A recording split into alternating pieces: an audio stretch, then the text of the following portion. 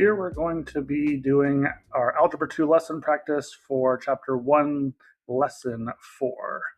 To dive into this here, we are going to be doing the lesson summary, which really is just kind of focusing on what we went over in the lesson, which is really just comparing two different functions. So we're going to be given one function in this first situation here. We're given f of x, right? Where we have a set of inputs and a set of outputs. And we are going to be doing some math to that, which then gives us g of x. So we have this function here, g of x is equal to f of x plus 1, and then we subtract 2 after that. And there's kind of two ways to do this math. There's the algebraic substitution, which is when we plug in 1 right here into just where x is at, because I'm saying, hey, what is g of 1? So I just plug in 1 for x, and then I evaluate it step by step. So you see I first did 1 plus 1 to get f of 2, and then once I get to this f of 2 part, I have to go ahead, oops, sorry about that. Once I get to this f of 2 part, I now have to look over at my function f of x to find what is f of 2. I see that f of 2 is 27, which is where I get this number here. I subtract 2 to get 25. This is probably the way that I will go about doing it, but there's also a really cool like multi-column table that you can use that is really helpful because it's basically doing all these steps and it's really showing us how each step works, right? Because if we're trying to find g of 1 here, the first thing we have is x, and we know x is 1 because we're doing g of 1. Then we know inside that f of x is x plus 1, so we need to know what x plus 1 is, which is just 1 plus 1, which is 2. And now we know what x plus 1 is, and then we plug that into this, which gives us f of 2, which is 27, and then we plug that into this, we subtract 2, and we get 25. And so really like what's happening here is we are taking it one step at a time, and it's being very visually helpful to see where these numbers are coming from. Again, either way is totally fine to use. We'll practice both of them. I think most of today I'm going to be using the algebraic substitution, just mostly for space. So to start, problem 1, we are looking at two functions here. Our given function is j of x, and we have a new function k of x here. So for number 1, k of 2, I'm going to kind of rewrite the equation here. K of 2 is equal to, now I'm plugging in 2 for x, and then I'm going to simplify this. Now that I have this j of 2 by itself, that's like my key in to say like, oh, now I need to use this table that we were given to find what j of 2 is. J of 2 here is given to me, that is 5. And now I just simplify 5 plus 3, and I get my answer of 8. For the second one here, I'm doing k of 5. So when I plug this in, we'll do this a little bit different of color. Over here on the right, I'm doing k of 5. That is j of 5 plus 3. So I look at the table to find what is j of 5. J of 5 is 2. 2 plus 3 is 5. So k of 5 is equal to 5. And so it's really just like us plugging in x into this other function to help us find a new function. For number 3, we're doing m of 3. So in this case here, we say m of 3 is equal to j 2 times 3, which is just j of 6, which I look at my table here, sorry, I scrolled up too far, to find j of 6, which is just equal to 1. So for number 3, m of 3 is just 1. And for number 4, we have m of 0, which is equal to j of 2 times 0, which is just j of 0, which in my table up here is just 4. So my answer here would be 4. Problems 5 and 6, the only difference, we're still doing the same thing. We're given a function f of x, and we're going to do some math to it to find what g of x is equal to.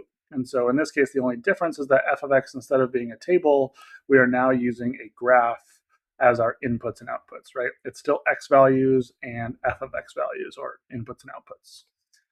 So to start with this one, we're doing g of 1, which when I write this out is 2 times f of 1 minus 2. 2 times f of negative 1.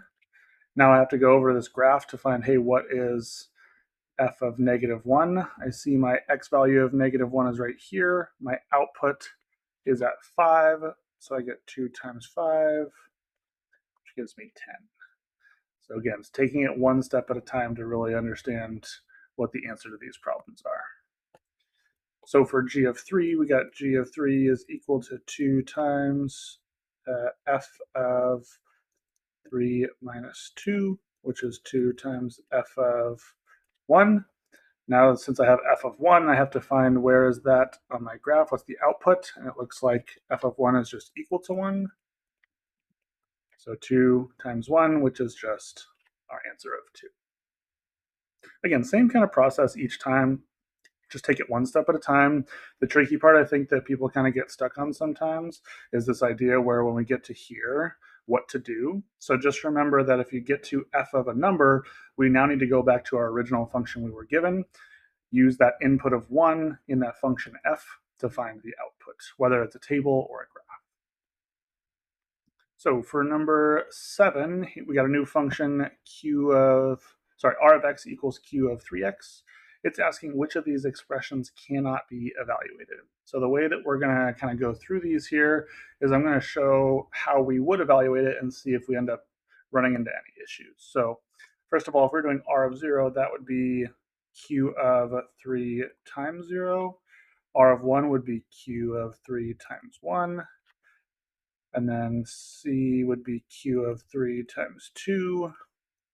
And then d would be q of 3 times 4. And so as we go through this, we get q of 0, q of 3, q of 6, and q of 12. And what we should notice here is that when we were to move on to this next step, we kind of see the x values here, 0, 1, 2, 3, 4, 5, 6. Those are our inputs. And when we look at what we have to input here, this last one here, q of 12, would be bad because we don't have that in our table. So which cannot be evaluated, that would be D, because we don't know what q of 12 is. For number 8, here's another function, z of x is equal to q of -x. Which of these expressions cannot be evaluated? So kind of a similar idea here. I'm going to do this on the side because I'm running out of room here. If I were to do z of -3, that would be q of negative 3, q of -2, -2, q of -0, and q of -1. And so when I simplify these, the negative being multiplied gives us a positive. -0 is just the same thing as 0. And then this one just stays q of -1. And same idea, we can't do the last one here because we don't have it in the table, right? Q of -1 doesn't show up on our table, or -1 as an x value. So another one where D is our answer. Our last one before the spiral review is number 9. We have our last function we got to deal with here, which is t of x equals q of x minus 2. So if t of x is equal to 12, determine the value of x. So I'm still going to take the same function we were given here. I'm just told that t of x is equal to 12. So when I rewrite this, 12 is equal to q of x minus 2. So I'm going to add 2 to both sides here to get q of x by itself. And so we are now going to look in our table, where is q of x equal to 14? And so when I kind of scroll up here, I see here's q of x is equal to 14. So I know that my x value here has to be 4 by kind of working backwards here. All right, spiral review. Problems 10 and 11, we have to write each expression in factored form. So we got to remember how to factor here. I prefer our diamond and box to kind of go through this, as well as what we know about greatest common factors. So for the first one here, number 10, I'm going to go ahead and see what multiplies to -35 x squared that adds to positive 2x. As I go through my list of multiples of 35, I see 7x and -5x would multiply to that top number and add to the bottom, which I can now throw into my box because originally I had 3 terms, but now I took the first term and last term, go on my boxes, and this middle term of 2x, I'm now just splitting up into 7x and negative 5x. And so now I can use this box to use what I know about greatest common factors and see that I end up getting the factored form of x plus 7 times x minus 5. And that's my factored form. For number 11, I'm going to think the same idea. I could just like jump right to the box, but what I notice here is that each of these terms are all divisible by 9. So I'm going to pull that out first and see what I'm left with here before I start trying to do anything with our diamond and box. And so when I'm doing this here, I got 9 on the outside, and then I have to use my diamond and box idea. So what multiplies to 4x squared? That adds to 4x, and that would be 2x and 2x. So x squared, 2x, and 2x. My last term of 4, which gives me x plus 2 and x plus 2. And so when I get this here, I got x plus 2 and x plus 2. And again, there's another way that you could write this if you wanted to. You could technically say 9 and then x plus 2 squared here.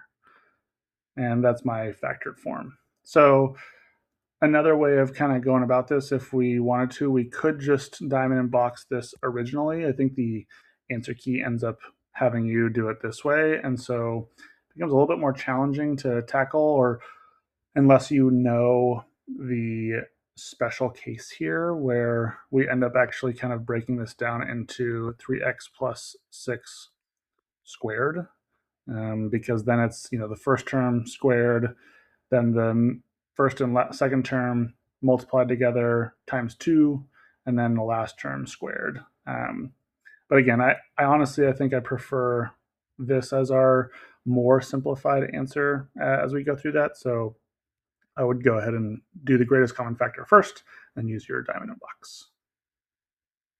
That wraps up our lesson 4 lesson practice, and we're going to have lesson 5 come up here next. So if you stick around, we should learn a little bit more about our functions that we are dealing with.